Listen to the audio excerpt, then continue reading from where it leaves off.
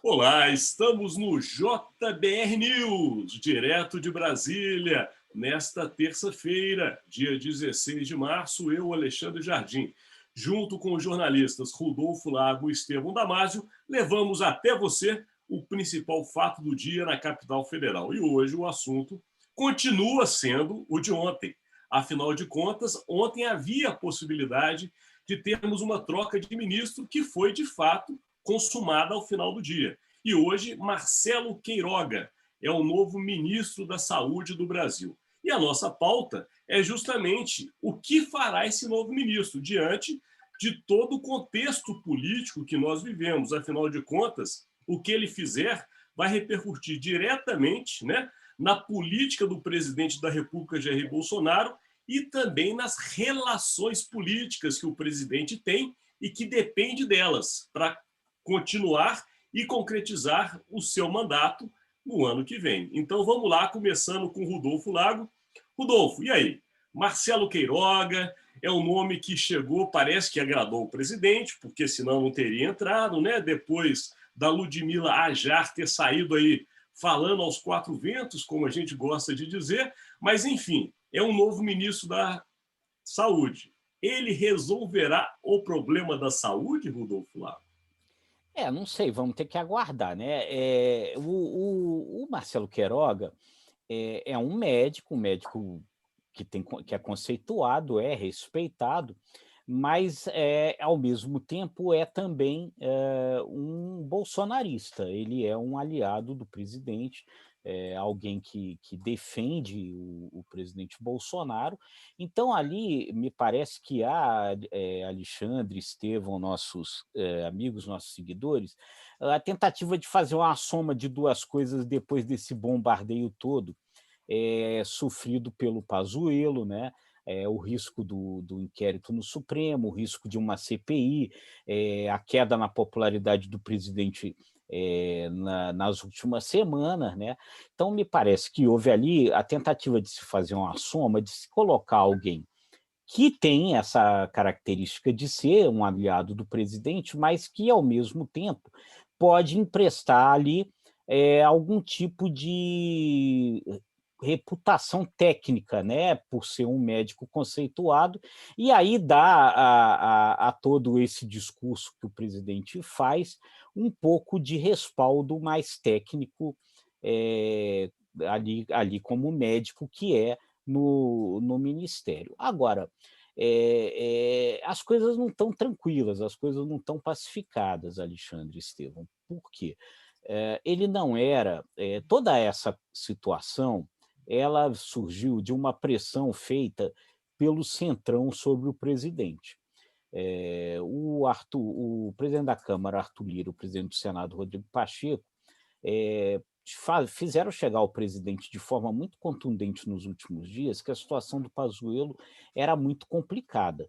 O Rodrigo Pacheco dizia ao presidente que ele não ia ter mais como segurar a CPI, da saúde por mais tempo se as coisas continuassem iguais, pressionaram, que o ministro precisava sair. Mas eles tinham outro nome, eles queriam que houvesse ali uma guinada de discurso.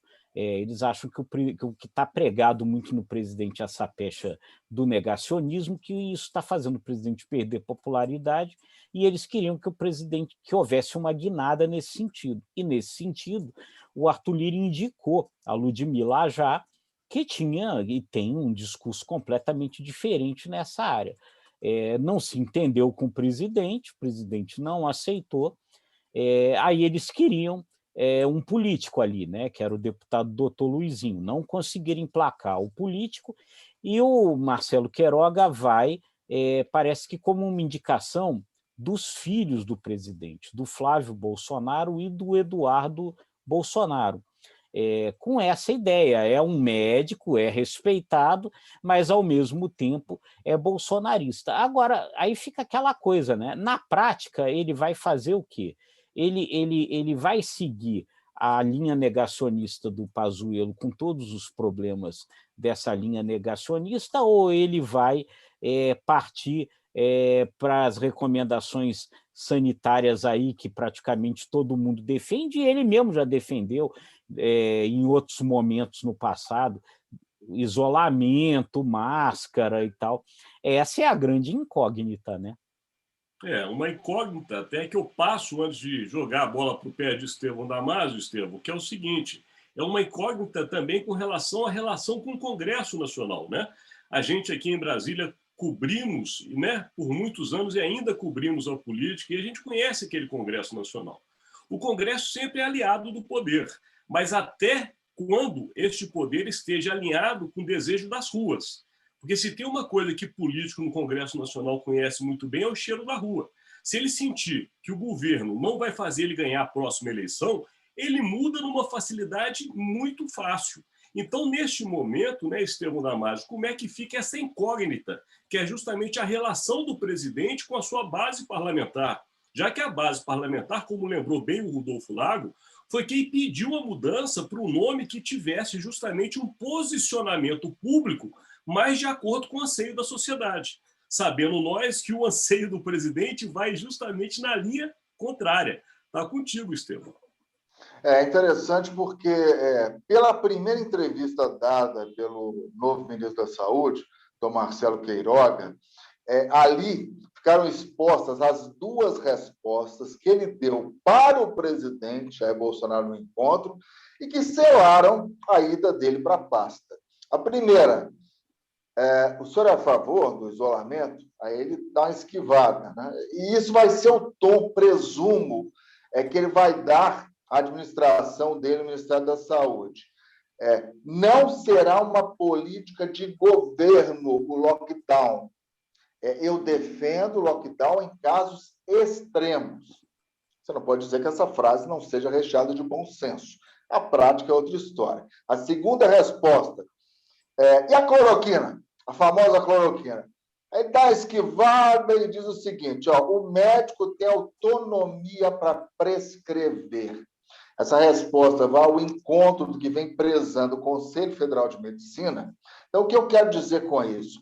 É que ele me parece ser bem mais hábil, mas muito mais hábil do que o Pazuello, e tem conhecimento técnico na área para tentar quebrar algumas resistências junto aos colegas de profissão dele, junto aos conselhos de saúde, de enfermagem, de médicos, de fisioterapia, dos vários conselhos, e principalmente junto aos secretários de saúde dos estados. Eu acho que aquele clima bélico que foi construído na gestão Pazuello, influenciado pelo presidente, obviamente, com os estados, isso tem que ser quebrado, né? E talvez seja a grande missão dele, Queiroga, agora seja tentar essa reaproximação com os estados, tentar construir uma identidade de combate ao coronavírus baseada na vacina. Gente, a vacina é a única alternativa. Claro que isolamento social é importante, máscara, e máscara para a população pobre, o mais cruel é isso. A N95, para quem pega ônibus, é a mais indicada. Mas a galera tem dinheiro para comprar a N95, que é a máscara mais cara.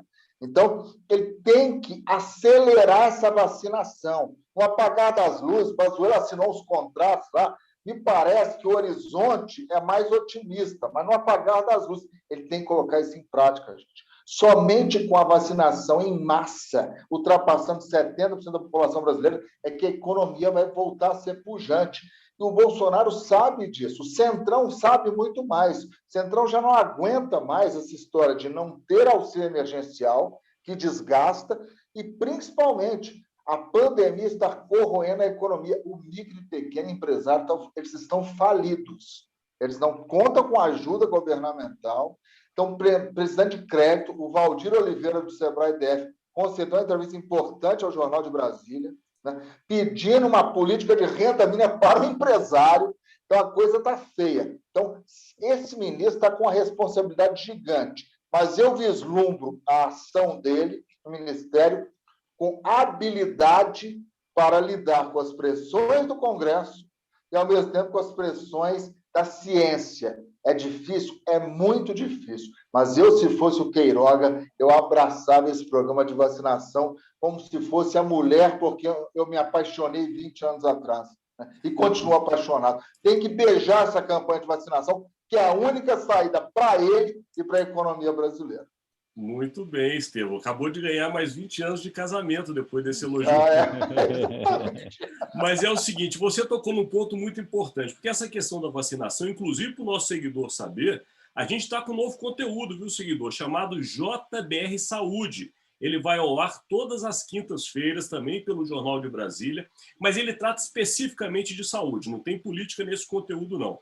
E o interessante é que a nossa primeira convidada, que foi a doutora Carla Domingues, que é extremamente reconhecida em todo o país, ela deu uma informação que até virou manchete no Jornal de Brasília, que a vacinação poderia durar 2 anos.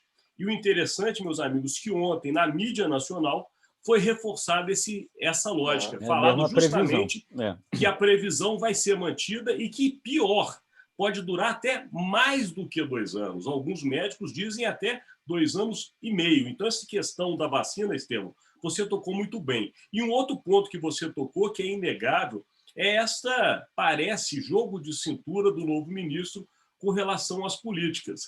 A grande dúvida é o seguinte, se esse jogo de cintura também vai acontecer lá do outro lado, no Palácio do Planalto. É ver, né? Para crer, né? Vamos lá. Chegamos àquele momento. A aposta de hoje, já voltamos a Rodolfo Lago. Contigo, Rodolfo.